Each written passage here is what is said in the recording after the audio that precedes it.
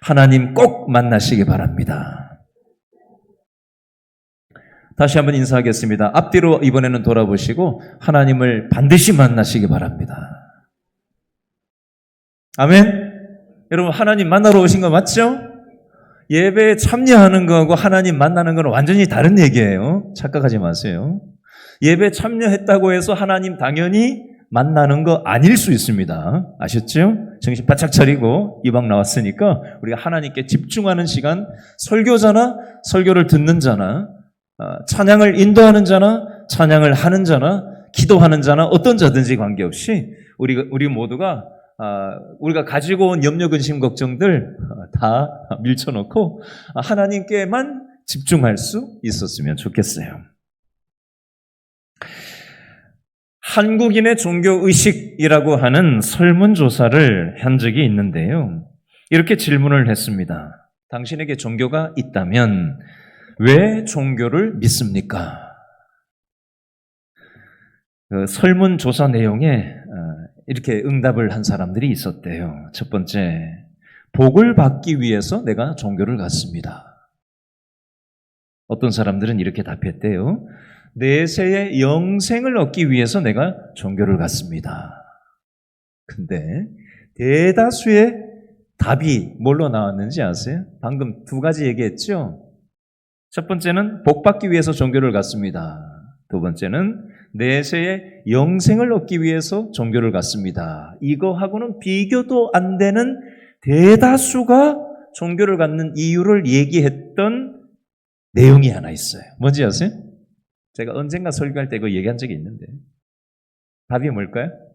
마음의 평안을 얻기 위해서 내가 종교를 갖습니다. 이 답이 67.9%, 거의 3분의 2, 3명 중에 2명은 내세보다는 복 받는 것보다는 마음의 평안을 얻기 위해서 종교를 갖는 게, 이 종교는 기독교 포함 모든 종교를 다 얘기하는 겁니다. 자, 질문합니다. 저와 여러분은 기독교 신앙을 갖고 있는 이유가 어디에 있습니까? 복 받기 위해서? 내세를 위해서? 아니면 마음의 평안을 위해서? 아니면 또 다른 어떤 이유십니까? 어떤 이유가 우리가 기독교 신앙을 갖도록 만드는 이유가 되고 계십니까? 스스로에게 한번 질문해 보시면 좋겠어요. 자, 이 설문조사를 뒤집어서 한번 생각해 보겠습니다. 왜 많은 사람들이 종교를 통해서 마음의 평안을 얻으려고 들까? 뒤집어서 얘기하면 무슨 말이 되죠? 사람들의 마음속에 대다수가 뭐가 없다? 평안이 없다라는 얘기예요.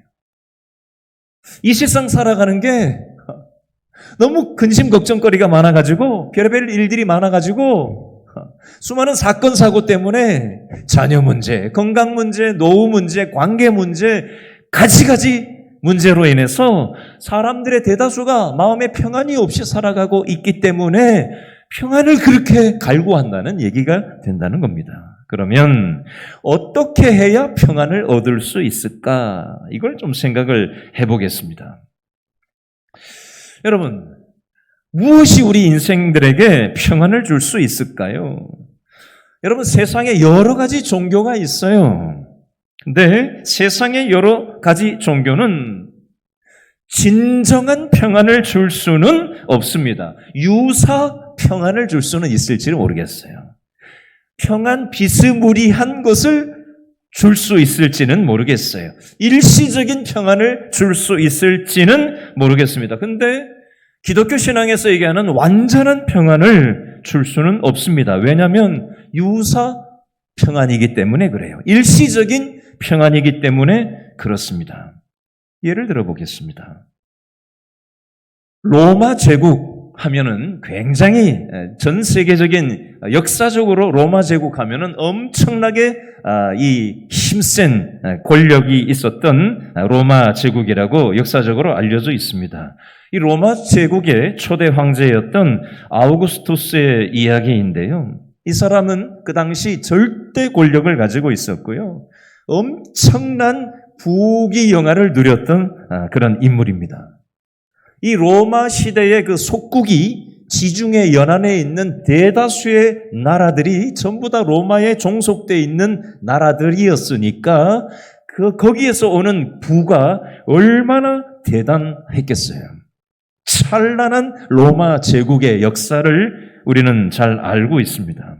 그런데 이 절대 권력자이고 엄청난 부와 영화를 누리는 사람이었지만 마음속에는 늘 불안함이 있었다고 합니다.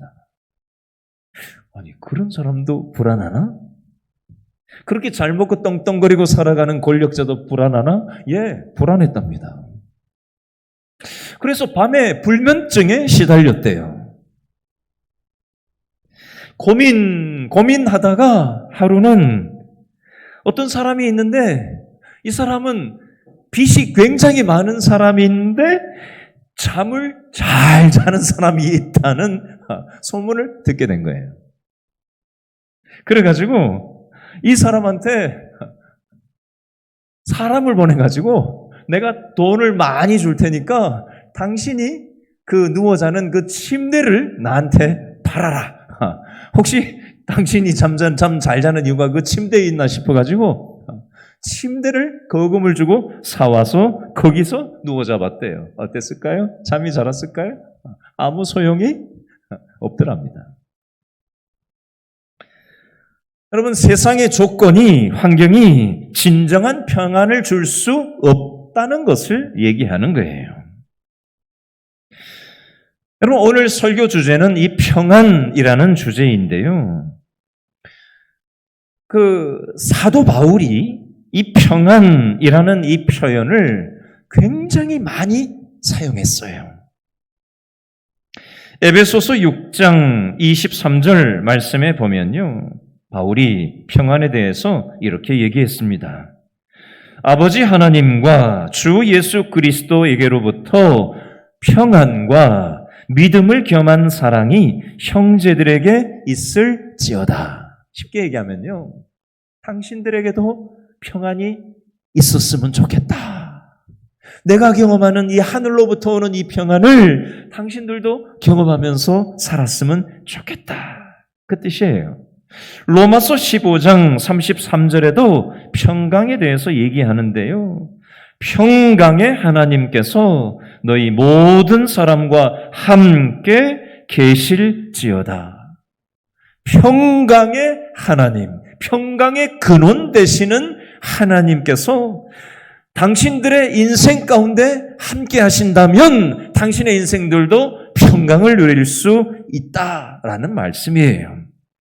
데살로니가 후서 3장 16절에도 보면 평강을 2번 반복 강조합니다. 데살로니가 후서 3장 16절입니다. 평강의 주께서 친히 때마다 일마다 너희에게 평강을 주시기를 원하노라. 주는 너희 모든 사람과 함께 하실지어다. 때마다 일마다 너희에게 평강을 주시기를 원한다. 이렇게 바울이 데살로니가 교회 성도들을 향해서 얘기하고 있어요.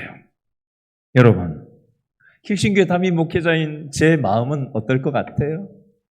여러분, 제가 자나깨나 생각하는 게 뭐에 관심이 있겠어요? 저 자나깨나 성경을 봐도 물론 제 자신도 생각하고 가족도 생각하지만 제가 뭐에 관심이 많겠어요? 우리 길신교회 성도들이 하나님의 복을 경험하고 누리고 하나님 안에서 행복하게 살았으면 좋겠다. 오늘 설교 준비하면서 제 마음속에 어떤 마음이 있었는지 아세요? 우리 길신교회 성도들, 특별히 오늘 금요 영성집회에 온 우리 성도분들 마음속에 하나님의 이 완전한 평강을 경험했으면 좋겠다. 이 마음이 제 마음속에 있어요. 하나님 아버지의 마음도 똑같아요. 여러분, 우리 옆에 있는 분에게 한번 믿음으로 축복해 주시면 좋겠어요. 누구하고 얘기할지 골라 잡으세요. 이렇게 보시고 눈을 딱 맞춰보세요. 누구하고 얘기할 거예요? 골라 잡았어요? 자, 그분하고 눈을 보면서 믿음으로 얘기를 해주세요. 하나님의 평강이 당신의 삶 속에 가득하기를 원합니다. 아멘, 아멘으로 받으세요. 여러분, 옛날 복음송가 있죠? 이 평안에 대한 옛날 복음송가. 아까 설교 준비하는데 제가 생각이 나가지고 여러 번 반복해서 불렀어요. 평안을, 아시죠? 너에게 주노라. 세상이 알 수도 없는, 세상이 줄 수도 없는 평안, 평안, 평안, 평안을 내게 주노라. 제가 여러분 한 번 한 번 훔쳐보면서 평안이 임하기를 기도하는 마음으로 방금 불렀는데, 이 시간 한번 다 같이 이 찬양 아시는 분들 한번 불러봤으면 좋겠어요. 눈을 감아도 좋고 떠도 좋고 옆 사람을 축복하면서 해도 좋고, 이 평안을 주신 하나님을 생각하면서 찬양했으면 좋겠습니다. 평안을 나에게 주노라. 평안을 너에게 주노라. 세상이 줄 수 없는, 세상이 줄 수 없는, 세상이 알 수도 없는 평안, 세상이 알 수도 없는 평안, 평안, 평안, 평안,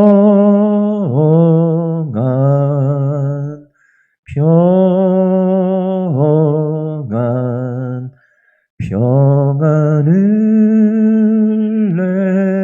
내게 주노라. 우리 손을 이렇게 내밀고 옆 사람을 쳐다보면서 축복하면서 찬양하겠습니다. 평안을 너에게 주노라. 한 사람 한 사람 축복하면서 찬양합시다. 세상이 줄 수 없는, 세상이 알 수도 없는, 세상이 알 수도 없는 평안, 평안. 방송실에 다니엘 전도사님도 있어요. 평안, 평안을 내게 주노라. 하나님은 저와 여러분에게 오늘 이 밤에 평안 주기를 원하셔요. 아셨죠? 이거 없으면 불행한 신앙생활 될 수 있고요. 하나님의 평안을 경험하면 행복한 신앙생활이 될 수 있어요. 기독교인의 이 평안은 환경에서 오는 게 아니에요. 돈에서 오는 게 아니에요. 문제가 잘 풀려야 오는 게 아닙니다. 환경과 관계없는 하나님 안에 있음으로 인해서 주어지는 평안이에요. 상황과 관계없는 평안이라는 것입니다. 그 평안을 하나님은 우리에게 마음껏 부어주기를 원하셔요. 여러분, 오늘 읽은 역대하 15장 8절부터 15절 말씀 아까 읽었는데요. 역대하 15장 8절에 보면 아사왕이라고 하는 왕이 하나 나와요. 이 아사왕이, 남유다의 아사왕이 이스라엘을 통치했던 시절에 이스라엘 백성들의 신앙의 모습은 어떠했냐면요, 하나님을 믿었어요. 그런데 하나님만 믿은 게 아니라 세상 잡신도 함께 믿었습니다. 여러분, 왜 그랬을까요? 저를 따라 하시죠. 잘 먹고 잘 살려고 하나님도 믿고 세상 잡신도 믿은 거예요. 여러분, 이 모습은 저와 여러분의 요즘 모습이기도 합니다. 우리는 예배당 오면 하나님을 의식합니다. 그러나 정신없이 바쁘게 가정생활하고 직장생활하고 스트레스가 많은 수많은 우리를 들었다 놨다 하는 수많은 때마다 시마다 우리의 생각과 감정과 우리의 인간관계를 흔들어 놓는 그런 정신없게 만드는 세상의 풍파 속에 우리가 휘둘리다 보면 하나님은 온데간데 없고 세상 잡신을 하나님 아닌 다른 가치를 우리는 우선순위로 놓고 살아갑니다. 그런 줄 모르고 살아가요. 그게 이스라엘 백성의 혼합신앙과 전혀 다를 바가 없습니다. 이방 잡신, 구약시대에 나오는 무슨 신을 바알신, 무슨 신을 섬겼다라고 얘기하는데 이름만 달랐지 원리는 똑같아요. 그때나 지금이나. 다른 게 없어요. 그 결과 평안이 없었습니다. 하나님만 의존하지 않고 하나님 아닌 다른 것도 섞어찌개를 만들어버리면 순수하지 않은 신앙이 되면 평안이 없는 불행한 종교생활이 될 수 있습니다. 왜 우리가 평안을 얻지 못하느냐? 하나님과의 관계가 어정쩡하기 때문에 그런 거예요. 하나님을 가까이 하면 평안을 얻지만 하나님으로부터 멀어지면 멀어질수록 평안과는 거리가 점점 멀어질 수밖에 없습니다. 자, 그러면 평안을 우리가 경험하려면 어떻게 해야 되나? 첫 번째로 우리가 원리를 좀 살펴보려고 합니다. 자, 오늘 본문 역대하 15장 1절부터 좀 핵심만 좀 짚어보겠습니다. 아까는 우리가 역대하 15장 8절부터 15절을 읽었는데요. 자, 배경을 살펴보겠습니다. 역대하 15장 1절에 보니까 하나님의 영이 누구에게 임했다고요? 오뎃의 아들 아사랴에게 임하심에 그가 오뎃의 아들 아사랴가 이 선지자가 누구한테 찾아가서 말했어요? 15장 2절에 그가 나가서 누구를? 아사 왕을 만나서 얘기를 하는 거예요. 하나님이 주시는 생각을 오뎃의 아들 아사랴라는 선지자가 그 당시 왕이었던 아사 왕한테 찾아가가지고 15장 2절 셋째 줄에 보니까 너희가 여호와와 함께하면 여호와께서 너희와 함께 하실 거다. 다른 말로 하면 너희가 하나님과 가까이 하면 평안을 경험할 것이다. 이 말하고 똑같아요. 15장 2절 넷째 줄에 보니까 너희가 만일 그를 찾으면 그가 너희와 만나게 되시려니와. 우리가 하나님을 찾으면 평안이 온다는 얘기예요. 우리가 하나님을 함께하면 평안이 임한다는 얘기를 그 당시에 선지자도 아사왕한테 얘기했고 오늘 이 말씀을 통해서 하나님은 저와 여러분에게 이 영적인 이치를 말씀하고 계신 거예요. 우리가 왜 평안하지 못한가? 하나님과 함께하지 못하기 때문이라는 거예요. 하나님을 찾지 않기 때문이라는 얘기입니다.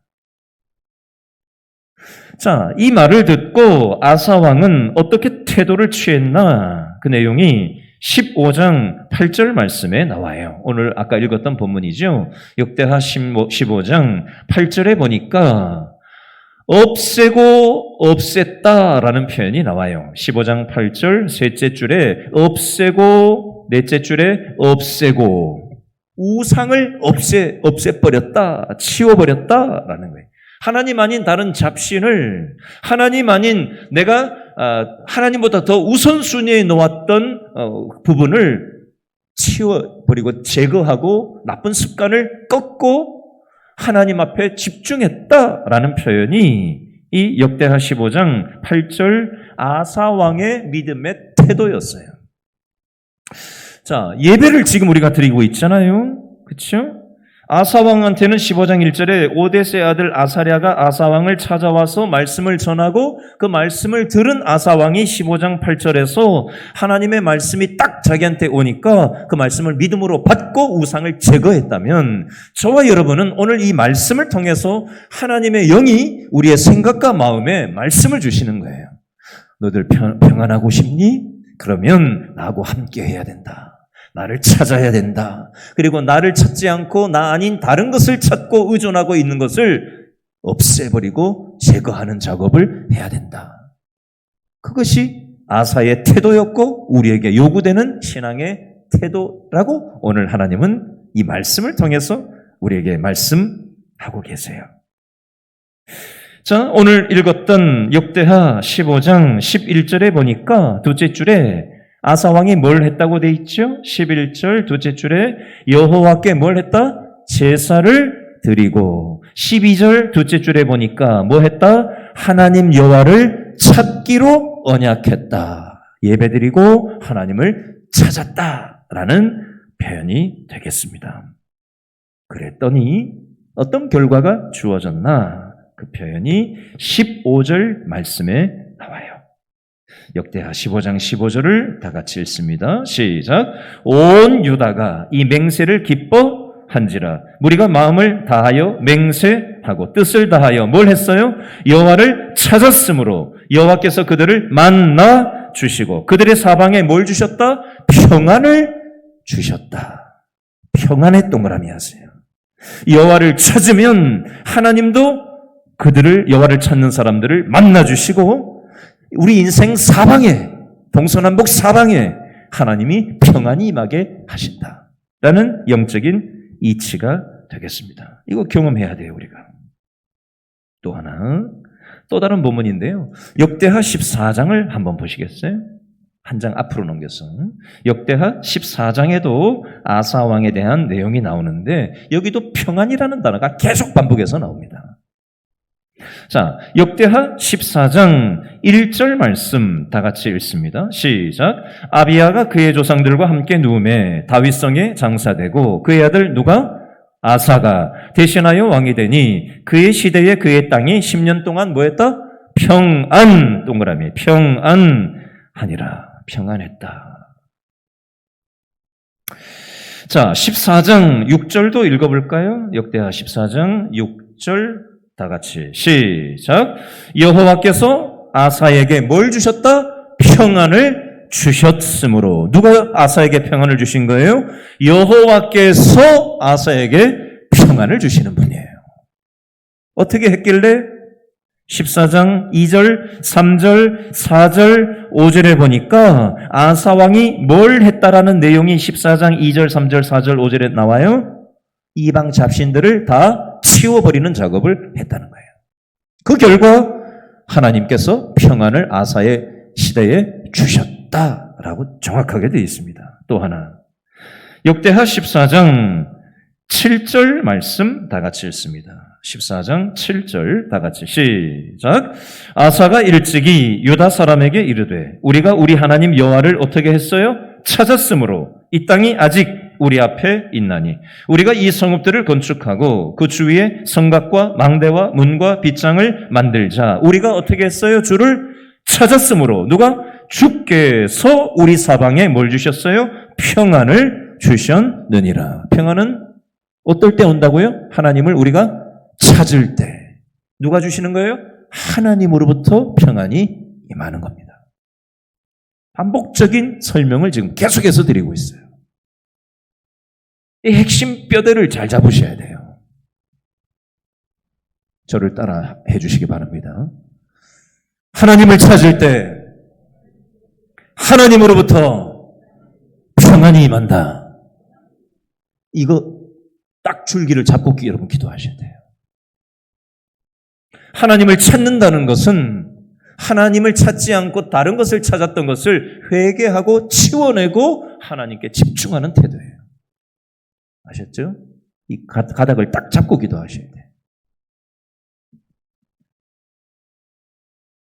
자, 그러면 이렇게 하나님을 찾고 하나님의 평안을 경험한 아사왕쯤 되면 신앙이 계속 쭉 가야 되잖아요. 하나님만 찾을 것 같잖아요.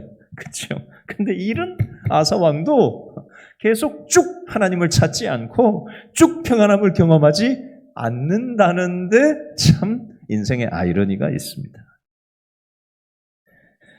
자, 인생 말년에 아사 왕이 믿음의 실수를 합니다. 그 표현이 역대하 16장 7절에 나오는데 한번 찾아볼까요? 역대하 16장 7절 펴보세요. 역대하 16장 7절 인생의 말년 아사 왕이 어떻게 믿음의 모습을 보이고 있나? 16장 7절 다 같이 시작.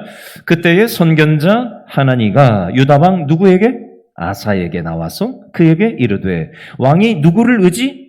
아람 왕을 의지하고 왕의 하나님 여호와를 의지하지 아니하였으므로 아람 왕의 군대가 왕의 손에서 벗어났나이다. 아사 왕이 인생 말년에 누구를 의지하고 있어요? 하나님을 의지하지 않고 인간 왕, 이방 나라 아람 왕을 의지하고 있습니다. 자, 그 결과 어떤 일이 벌어질까요?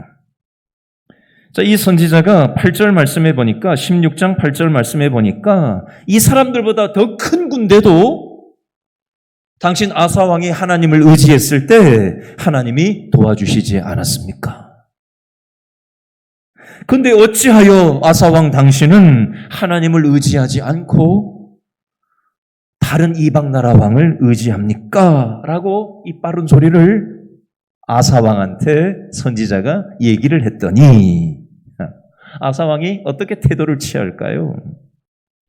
어떻게 했을까요? 그 밑에 보세요. 자, 10절 읽어봅니다. 역대하 16장 10절 다 같이 시작. 아사가 어떻게 해요? 노하여 성질을 내면서 선견자를, 이 선지자를 옥에 가두었으니 이는 그의 말에 크게 노하였음이라. 그때의 아사 왕이 또 백성 중에서 몇 사람을 어떻게 했어요? 학대하였더라. 아니, 조금 전만 해도 그렇게 하나님을 찾고 아사 왕이 하나님을 찾았을 때 그렇게 평안을 누리게 하셨다고 계속 우리가 찾아봤잖아요. 근데 왜 이러는 거죠? 아사 왕이? 하나님께서 선지자를 보내서 말씀을 주셨는데 그 선지자한테 성질을 내고 그 선지자를 옥에 쳐놓고 사람들을 학대하는 이런 악질적인 왕으로 변모되는 모습이 혹시 저와 여러분의 신앙의 모습 속에서도 있지는 않는가? 우리의 신앙이 쭉 그대로 가십니까? 아니면 신앙이 좋을 때도 있지만 내 마음대로 막 살고 그럴 때는 없습니까? 아사왕 어떻게 이렇게 이 아사왕은 일어나 하면서 나는 안 그런 것처럼 우리가 그렇게 생각하고 있지는 않습니까? 하나님이 이 상황에서 아사왕을 깨닫게 하시려고 병을 주셔요. 그 내용이 역대하 16장 12절에 나와요. 이걸 읽어보겠습니다. 역대하 16장 12절 다 같이 시작. 아사가 왕이 된 지 39년에 그의 발이 병들어 매우 위독하였으나 병이 있을 때 그가 여호와께 구하지 아니하고 의원들에게 구하였더라. 여러분 병 나면은 병원 가야 돼요? 안 가야 돼요? 병원 가야죠. 근데 제가 아는 권사님 한 분이 저한테 이렇게 얘기하신 적이 있어요. 죽을 병에 걸렸다가 병을 낫고 의사한테 갔더니 의사가 이렇게 얘기하더래요. 내가 의사 노릇을 잘 해가지고 잘 나으셨군요. 이렇게 얘기하더래요. 그래서 이 권사님이 자기 아들이 치과 의사인데 그 권사님이 이렇게 얘기를 속으로 했대요. 겉으로는 대놓고 얘기하진 않고 이렇게 얘기했대요. 지가 고쳤나? 하나님이 고쳤지? 이렇게 속으로 얘기했대요. 이건 뭘 아는 분이지.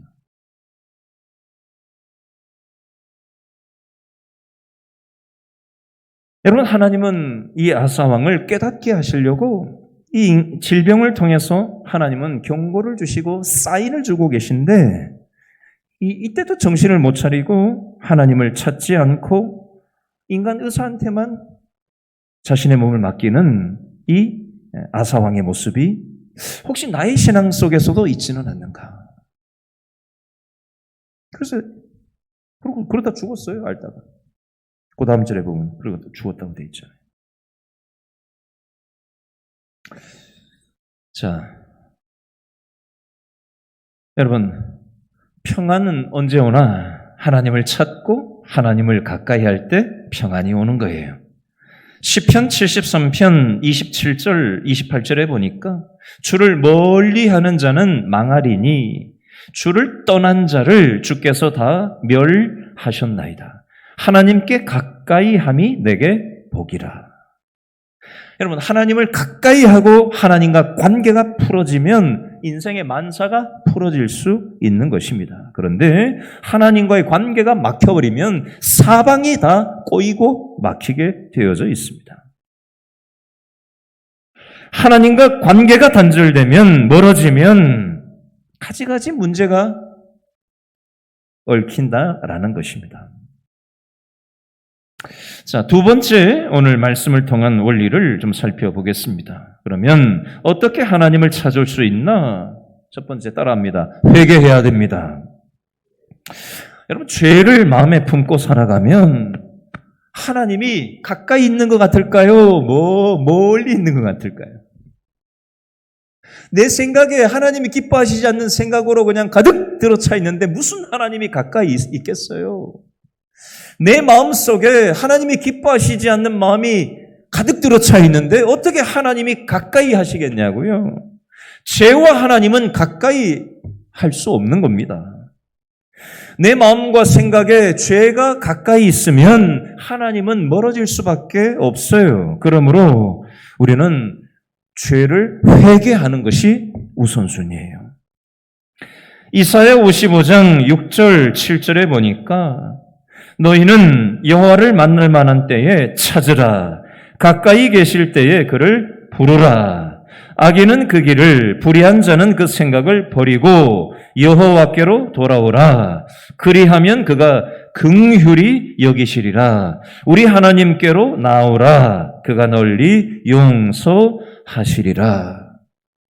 십자가 보혈의 피를 통과하여 우리 죄를 사함받으면 하나님과 나 사이에 죄로 인해서 막혔던 것이 스르르 사라지고 없었던 평안이 다시 임하게 되는 것입니다.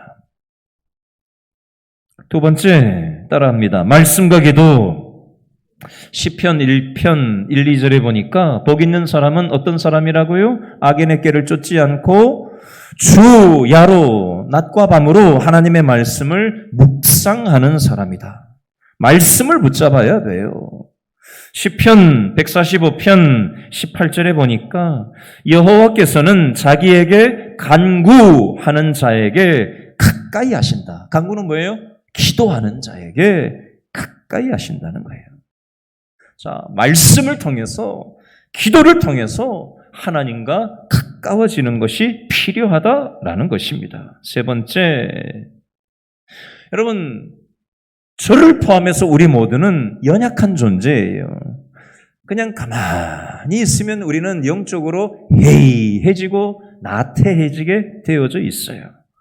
우리가 사는 게 얼마나 분주하고 정신없이 바빠요. 그렇죠? 어디로 달려가는지 모르고 우리는 정신없이 하루를 살아가잖아요. 그렇죠? 그러면 결과적으로 하나님으로부터 점점 멀어지고 만사가 꼬이게 되어져 있어요. 평안이 사라져요. 그러므로 평안을 우리가 회복하기 위해서는 악기를 조율하는 것처럼, 자동차를 점검받는 것처럼 우리의 몸도 어떻게 해요? 병원에 가서 정기 검진을 하는 것처럼 우리의 영혼도 점검이 필요하다는 것입니다. 그래야 평안이 회복될 수가 있어요. 마지막입니다. 하나님이 주신 평안은 외적인 평안도 있고 내적인 평안도 있어요. 외적인 평안을 형통이라고 얘기를 합니다. 시편 119편 165절에 보니까 주의 법을 사랑하는 자에게는 큰 평안이 있으니 저희에게 장애물이 없으리로다. 아멘. 여러분, 요셉에게 장애물이 없었습니까? 그래서 요셉을 창세기에 형통하다고 얘기하고 있어요? 여러분, 요셉처럼 장애물이 많았던 인생은 없었습니다. 그러나 성경은 요셉의 삶을 형통했다라고 얘기를 합니다. 이게 외적 평안을 가진 요셉의 삶이에요. 장애물이 없는 게 아니라 장애물이 아니라 오히려 인생의 디딤돌이 되어서 나의 인생의 마이너스라고 손해라고 생각했지만 그게 다 인생의 발판이 되어서 디딤돌이 되어서 하나님의 뜻에 쓰임받게 되더라는 것입니다. 이게 형통이요, 이게 외적인 평안이라는 거예요. 믿음으로 받으면 버릴 게 없습니다. 두 번째는 내적인 평안이에요. 환경을 초월하는 평안. 사도행전 12장에 보면 감옥에 갇혀있는 베드로가 나오는데요. 베드로는 감옥에서 두 다리 뻗고 잠을 잘 잤습니까? 잠을 못 잤습니까? 잠을 잘 잤어요. 왜요? 내적인 평안함이 있기 때문에 나 이 감옥에서 죽는 거 아니야? 스트레스 받지 않고 두 다리 뻗고 잘 잘 수 있었던 겁니다. 사도행전 16장에 보니까 또 다른 사람이 감옥에 갇히죠. 바울이 감옥에 갇혀 있어요. 근데 감옥에 갇힌 바울이 뭘 하고 있지요? 찬양을 하고 있어요. 여러분, 찬양이 언제 나오죠? 마음속에 평안이 임해야 찬양이 흘러나오는 거예요. 여러분, 하나님이 믿음 주시지 않고 평안이 없는데 감옥에서 내가 죽을지 모르는 상황에서 이게 찬양이 나오겠냐고요. 근데 바울이 감옥에 있는데 뭐가 그렇게 좋다고 찬양을 하고 있을까요? 하나님이 나와 함께 하신다는 확신이 들어차 있으니까, 내적인 평안이 있으니까 그런 고통스러운 감옥 수감 생활 속에서도 찬양을 하더라는 것입니다. 이게 내적인 평안이라는 거예요.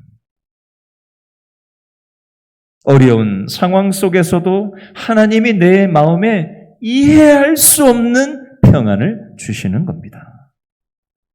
저를 한번 따라하시고 말씀을 맺겠습니다. 인생의 어려운 상황 속에서도 하나님은 내 마음에 이해할 수 없는 평안을 주시는 분입니다. 이 하나님을 만나시기 바랍니다. 아셨죠? 그래야 우리의 삶이 행복해요. 다른 거 가지고 행복할 수 없어요. 이거 붙잡아야 돼요. 아셨죠? 이거 붙잡고 기도합시다. 그러니까 불렀던 찬양 중에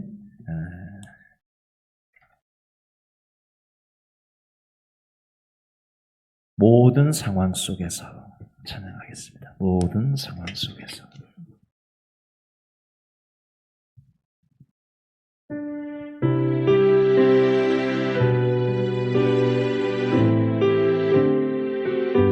모든 상황 속에서, 모든 상황 속에서 주를 찬양할지라.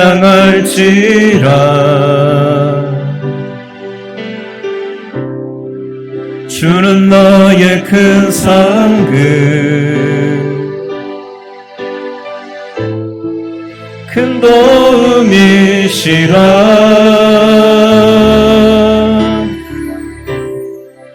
주의 얼굴 구할 때